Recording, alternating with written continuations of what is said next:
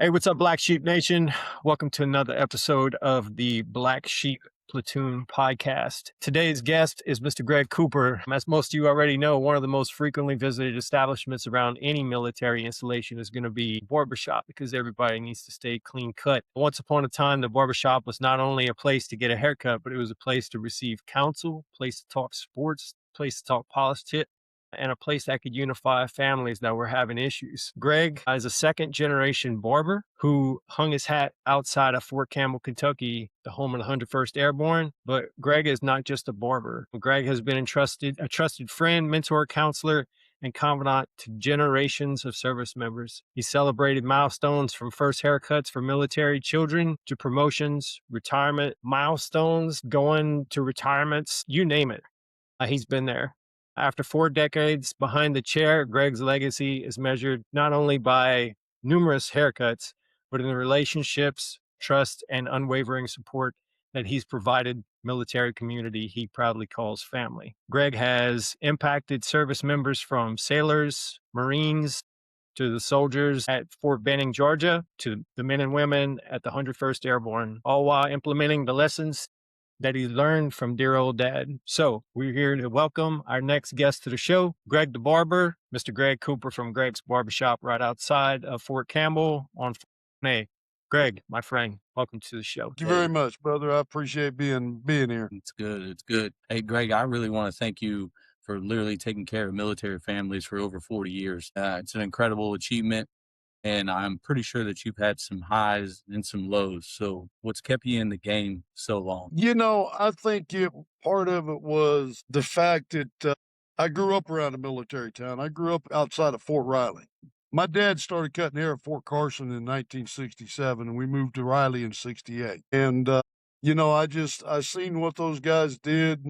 And back in them days, soldiers carried themselves a lot different than they do nowadays. They impressed me. I even had a couple of guys that I went to school with. They were a little older than I was. They went in the Marine Corps, and I seen what the military and the Marines did for them, turned their life totally around. Went from being pretty much wanting to be thugs to very respectful people. That, coupled with the fact that I married a soldier. I met my wife at Fort Riley. She was a single mother in the Army with 4 kids. Fell in love with her the minute I laid eyes on her. Come on. And, I think a lot of it was just supporting her and the military community in general that's just kept me going the way I have. And, I can see it coming to an end in the near future, though. 44 years behind the barber chairs, long time. Yes, Long sir. time. Now, I may not quit totally, but I'm going to cut back at least. So what was it like being a military spouse, Greg? It was, it wasn't easy. I think I took more pride in the fact that my wife was serving in the military than she did at times. Back when she was in, I met her in the early 80s, and that was when they were still wearing the old OD greens. And you had to do the creases on the sleeves and the pants. And at Fort Riley at that time, they still had in-ranks inspection every morning. And we made sure that she had 3 sets of boots. Her inspection boots, her daily boots, and then her motor pool / field boots. She'd get done with her in-ranks inspection, and she'd come in and from that day's work, and she'd bring those boots in, and, I'd try to have dinner ready for her when she got home because I got off a lot of times long before she did. And we'd eat and get the kids to bed, and then she'd lay down on the couch, and she'd end up falling asleep while I'm sitting on the floor shining her boots almost on a daily basis.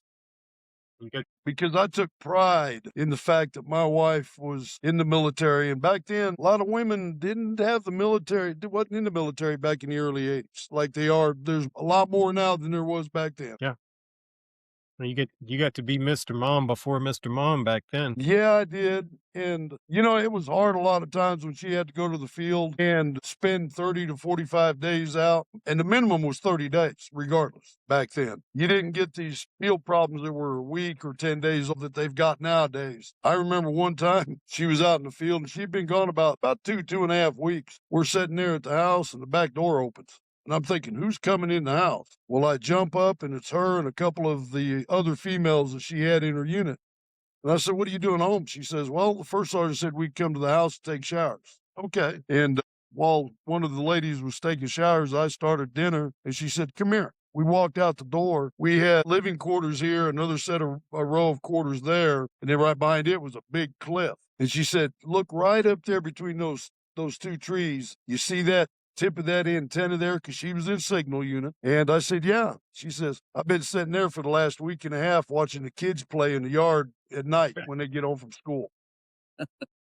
And that more than likely one of the most eye-opening experiences of me dealing with being a spouse of a soldier when they could actually see it but couldn't be part of it. And that made me want to support her more and support the military community. That's just, I don't know. It's a lot of hard work being a spouse. You've got to be there for them through the good and bad. And if you're not, a lot of things can go wrong. Yeah.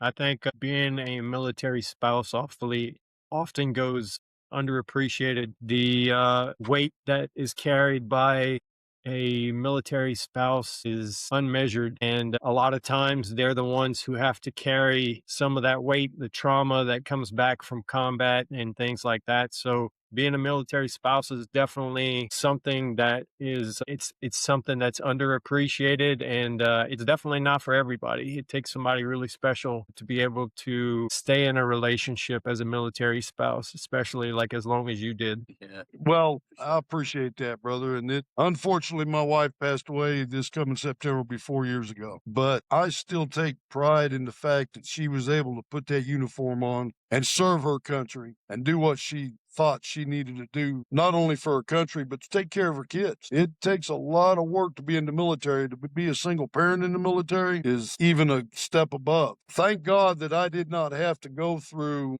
the mental anguish and issues of supporting somebody that came back from some of the things that you guys have been through. I do thank God I didn't have to go through that, because there's no telling what would have happened with me and my wife. Because I've seen a lot of guys that come back with issues that they don't like to talk about or refuse to talk about or don't know how to talk about to their spouse.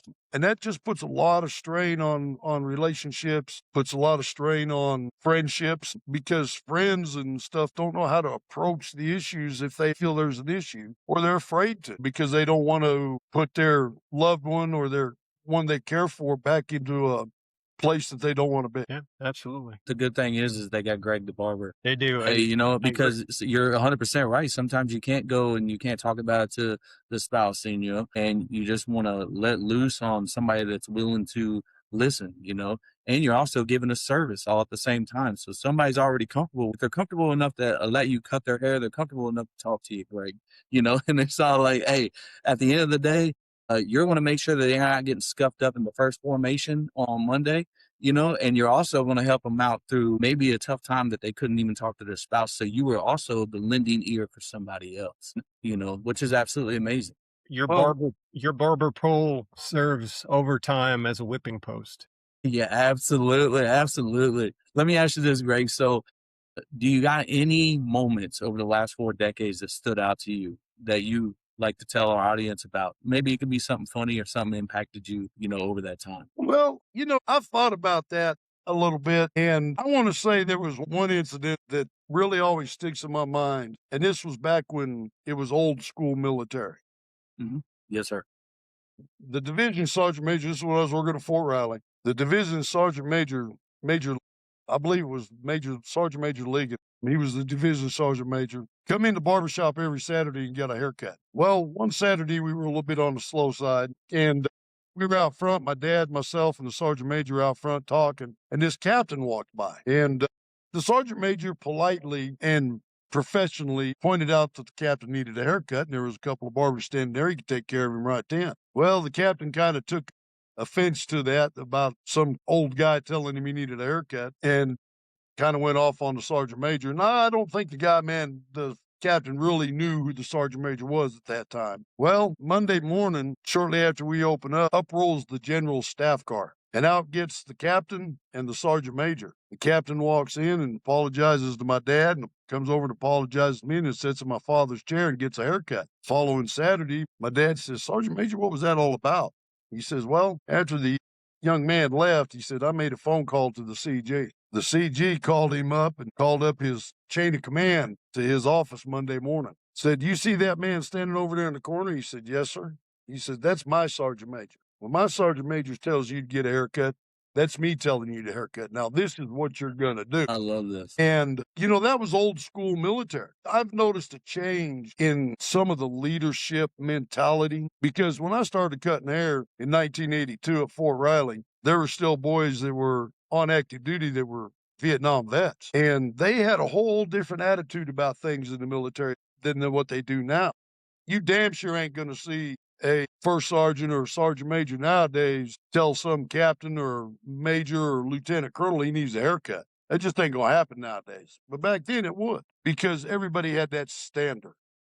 And I would love to see that standard come back. I think Pete Hegseth is really trying to get that standard back. But with some of the attitude of these younger soldiers, I think it's going to be really tough to get that standard back to where it used to be. And God, I hope it happens. But it don't need to be as strict as what it was at one time. But the standard still needs to be held up. So I think that I think social media plays a large part in showing mainly the negatives in just about any aspect of anything, and the military is definitely on the brunt of that lately. A lot of the negativity that you see is like negative videos and things like that, but there's definitely a lot of positive that goes on, and there's a lot of good leaders out there that are doing the right thing and upholding the standards. So I think that needs to be said as well. Well, I agree. There are.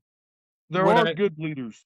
what I think about often is that a lot of times the videos that we see of people that are doing just silly things that continue to be in the public eye, these people are doing this in their personal time, or it's because they just don't have, they don't have something to keep They don't have a life.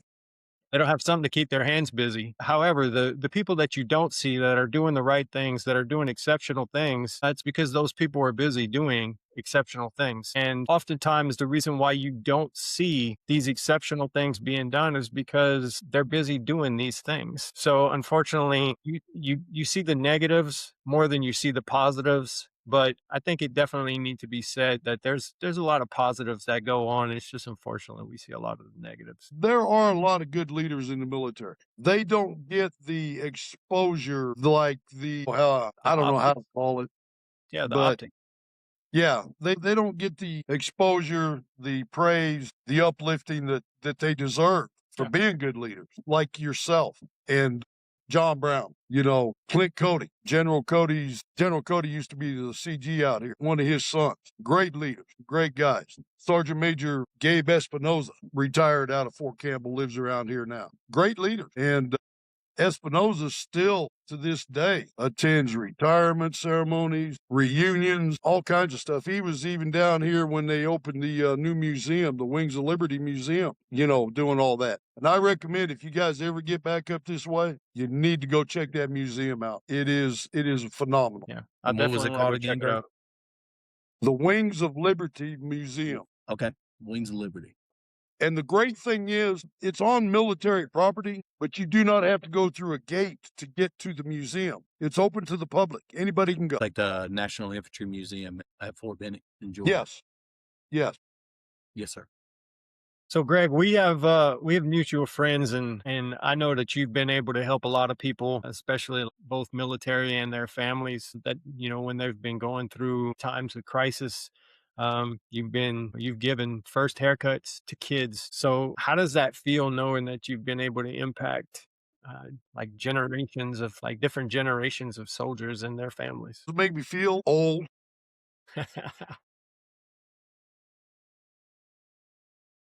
You know, For all the times undefeated, my friend. it makes me feel good to watch some of these young people that I've given their first haircut to grow up and get through schools, get through high school, possibly go to college. I've seen some that are actually joining the military. It makes me good to see that they got a sense of direction in their lives rather than being, what do I do? Where do I go? And I like to think that as they were growing up, some of the advice that I was able to give them or their parents may have stuck with them or may have directed them in a positive direction for their lives. That's like, how many years did I cut your hair before you ended up retiring out of Texas? Man, I think I first met you, Greg, in 2007, Yeah. And what rank were you then? private first class, And you retired as what? first sergeant. Uh-huh.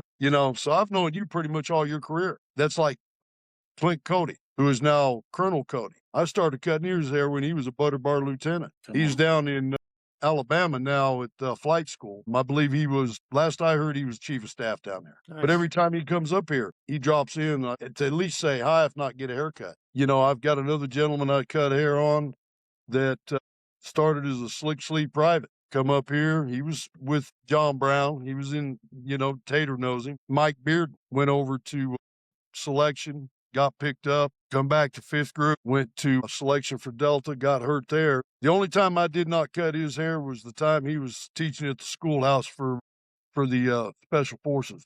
He got done there. They sent him back here to 5th group. He retired out of here as a first sergeant. And, he's still around here working for the state. Now I think he's doing contract work with somebody. But, to see guys develop and young people grow in their careers and in their lives, it's a great feeling. It really is. But there again, it also makes me feel old. Hey, did you at least give him a recommendation on the barber, and if not, were you upset that what you came back to, and then all of a sudden you had to cut like a mess, or how'd that end up happening? Because he's gone, and then all of a sudden he had to go find a whole nother barber. Did he like consult with you and be like, hey, I recommend this guy? Well, when I've got guys going from here to places that I've been and I know barbers there, I'll definitely recommend a barber to them. Yes, sir. But Brother Fontenot there, he was going to a couple areas where I didn't know anybody. So he was kind of on his own on that one, man. Yeah, that's all right. I got such an awesome haircut. I didn't really need to see a barber. Yeah, you can do it at your house, right? Fair. It's fair. So, Greg, when we came back in 2011 from the Oregon job, we had a pretty hellacious year. The whole division did. The division had a lot of issues, as I'm sure you remember. Alcoholism was running rampant. It was pretty serious. Pretty serious problem. And the division as a whole had, if I'm not mistaken, had investigations going on for the extreme rate of suicide that the division was going on. How did that impact your shop as a whole? Because I would imagine being right outside the gates of Fort Campbell and having that much impact inside the installation after the whole division had been deployed, and then having the whole division come back. I would imagine that even the community outside of Fort Campbell had to feel it at some point. They did. They did. While the division was gone, it was rough.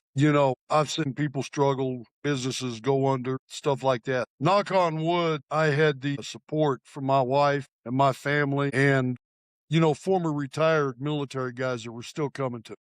It affected me when they left on the bad side. On the good side, they returned. I seen a lot of faces come back. I seen a lot of faces not come back. And eventually I would find out what happened, why some of the guys didn't come back. It hurt. It hurt. It hurt me emotionally. I lost quite a few friends over there, what I considered friends. Some people would have just called them customers. But brother, after you come in here 2 or 3 times, you're not just a customer.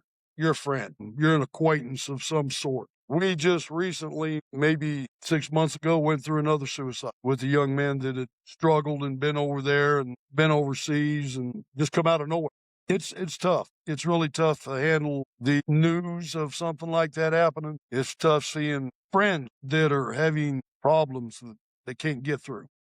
Yeah. And it's tough sitting on the sidelines, not being able to help them. Not because you don't want to help. It's not that they don't want the help. It's just, how do people know how to help if they've never been through that stuff?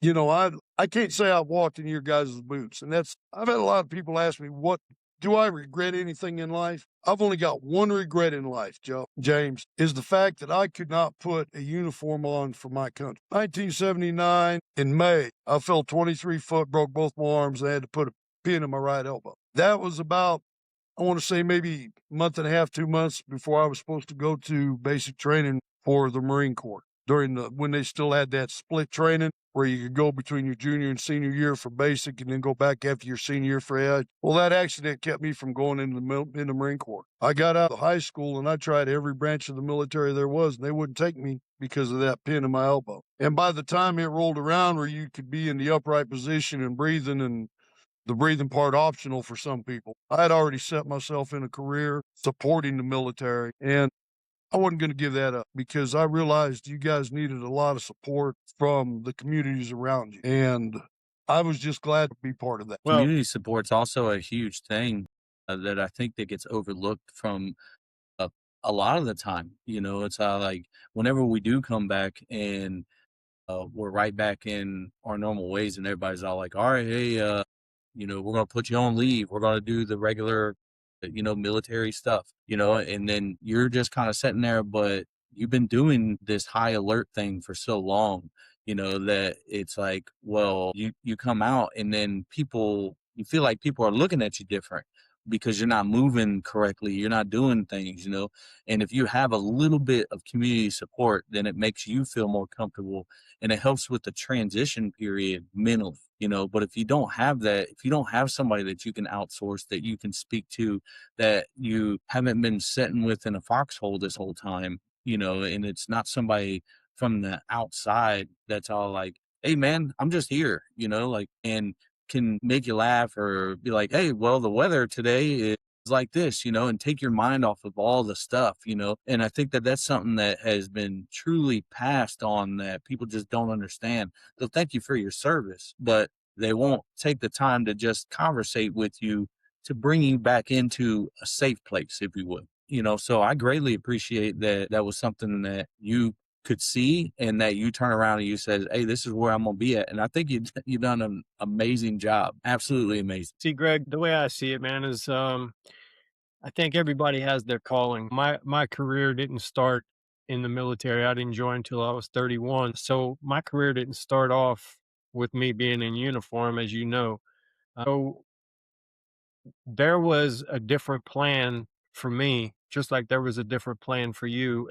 Think of the people that you've impacted in the last 44 years. And that's kind of the way I see it. Like, you've impacted thousands of people that have come through your shop, that have come through your chair. And, there's a lot of people that, needed counsel, that needed just somebody to talk to, that needed an ear. And, you may never know it, but you might have been that voice of reason that was able to, talk some sense into somebody when they needed it the most. So, don't think for a second that what you do in your chair is any less important than the war fighters that are doing the jobs of the folks that are in uniform. So to me, everybody has a course that they're guided towards, and you fulfilled yours, and I think you did a pretty damn good job doing it. So kudos to you, my friend. Well, Absolutely. brother, They need you. I appreciate the vibe. I appreciate the praise and stuff. And, I've always said, if you want to make God laugh, just tell him your plan, because your plans are nowhere near what his plans are for you. Yes, sir. Going back to what you said, James, about some of the conversations and stuff, I tried to make it a normal conversation. Mhm. If, if they come in, and I'm not a big sports guy and stuff, but I do kind of watch the highlights and some of the news and stuff, just to keep up on if that's what they want to talk about. You must not watch the highlights being a Tennessee Titans fan. Well, dude, I was not the Titans fan. My wife was, okay? She was a big Titans fan. Greg would have been amazing on the board because he would have been up on current events at least. Very true. Well, maybe not. I appreciate it, guys. I really, really do. I've never thought of myself of being a, lack of a better word, a hero or anything like that. I'm just here to support. I'm here to be a friend, a mentor, if that's what is called for. Somebody just to have a shoulder to lean on, an ear to talk to. Some days it's harder than others dealing with it because of, some of the things I've been told, and we're not going to get into all of that. But I kind of go home sometimes at night and go like, man, how do these guys get through some of this? And it's got to be tough. It's got to be tough. But like I said, I'm just here. I'm just a barber, boy. That's the way I look at it. I'm just a barber. But you're Greg the Barber. So that's the difference. All right, let me ask you this, Greg, since you just want to be a barber, but I think we all know that you have a serious, powerful legacy that you've built around your area. So you're talking about earlier that you're about ready to hang it up. So what would be the ultimate legacy that you would like to leave it behind when you finally close that door? Just to be remembered by the guys that I took care of. I wasn't put on this earth to leave a legacy of guys like you guys, some of the guys that have been in some of the stuff you've been through. I would love to just be remembered as the good old boy that gave us a haircut and gave us support and an ass chewing when we needed it. I The know. community first song. Yeah, yeah. The community first song. I got you.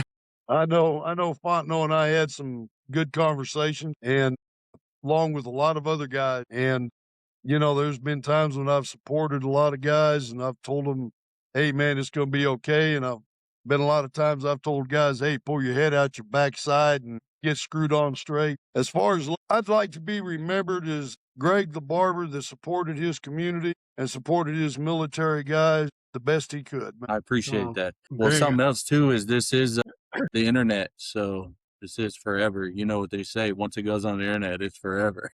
it's forever. Well, I guess that'll be my legacy, guys, because be It's honest with amazing. you, this is the first time I've ever done anything like this. Well, we Well, appreciate you. I can tell you, and I'm sure you remember this event in 2011, October of 2011. There was a pretty horrific event that happened in my life where I unfortunately um, found one of my guys, and he wasn't in the best of conditions. And the first person that I went to was your barbershop because I knew that it was an unbiased place that I could just break down, have a conversation with another grown man that would just listen and give me counsel as a uh like an open-minded gentleman that I could turn to. I honestly I don't think you understand how important that is to a young man. So, thank you for doing that. Oh, brother, I do remember you coming in and us having a conversation, and it was quite a lengthy one, if I do recall. Yeah, it was very lucky. And Joseph, that right there. I guess that would be my legacy is just to be there for guys that need it. As James asked earlier, what would I want my legacy to be? And that'd have to be it, just to be there to support. And Joseph, I've always wondered how many times we've had conversation and how much it helped. And to see you go from where you were at to where you're at now, I'd like to think I had a little bit of doings in that. Yeah, you did. Absolutely. So with that being said, so with all the I've helped this person and I've helped that person, my question to you is after 44 years, what are you going to do for Greg when you retire? Because we know that the end's coming. So is it going to be Greg the bowler? Is it going to be Greg the card shark? Is it going to be Greg that bets on how many times President Trump is going to say Democrat? What is it going to be for Greg at the end of the day? Joseph, I'm not gonna totally retire. In April of 2028, my lease runs out on this building. Now, Joseph, I've got a son that actually cuts hair. I do. I offered him the business and he has opted not to take the business. He's actually taking a new job with the state of Tennessee. Good benefits because this business has no benefit. Right. So he's going to be doing that. I've got a friend that's opening a shop up Highway 79 up toward Dover, and I'm going to go help her out about 2.5 days a week. Am I going to see as many military guys? I don't think so where she's going to be located at, but it's going to be a different change of pay. As far as my off time, I'm going to be getting on that new present I bought myself as a semi-retirement present, that 2026 Harley Davidson Street Glide 3 Tri. Yeah. And I'm gonna be riding the shit out of it until I can't ride no more. Let's go, Greg. Well, I tell you, there's a guy that I know that does like fabrications of stuff, so he might be able to square you away and put a new custom paint job and make that thing blinging. Well, we might have to get together about that, brother, because I've been thinking about some things to do with it, and we'll have to get together on that one. I guarantee you that. I know a fella. Good, good. So, but other than that, I'm gonna try to live my life for Greg. My youngest son Jason and his wife Christy, God bless them. They're the ones that kind of made me open my eyes, because for over 40 years I've been living my life for everybody else, my family, my mom, my dad, who are no longer with us, my wife, God rest their soul, my kids, my sister. I've been here to support everybody. And it kind of took my youngest son for me to pull my head out of my backside and start living life for Greg. And I think it's time. I agree. Well, Greg, brother, thank you for being with us today. Do you have any final thoughts before we wrap everything up?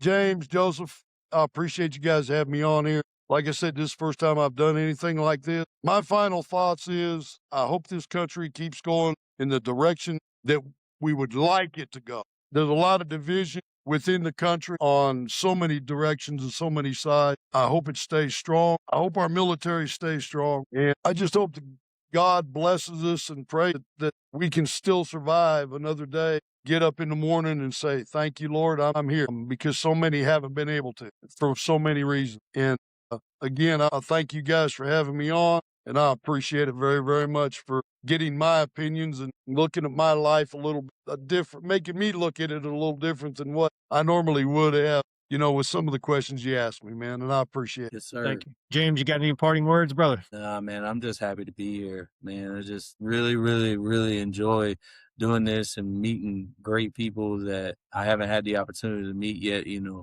And they always say that the military is small, and especially the whole military world. So I'm sure that we're going to run into Greg here soon, and it doesn't even matter. So I will say that this isn't the last time that you'll see me, Greg. And I Brother, who appreciate knows? you. I may show up on your doorstep on that Harley one of these days out of the blue. Come on. You can't threaten me with a good time, Greg. Several people tried.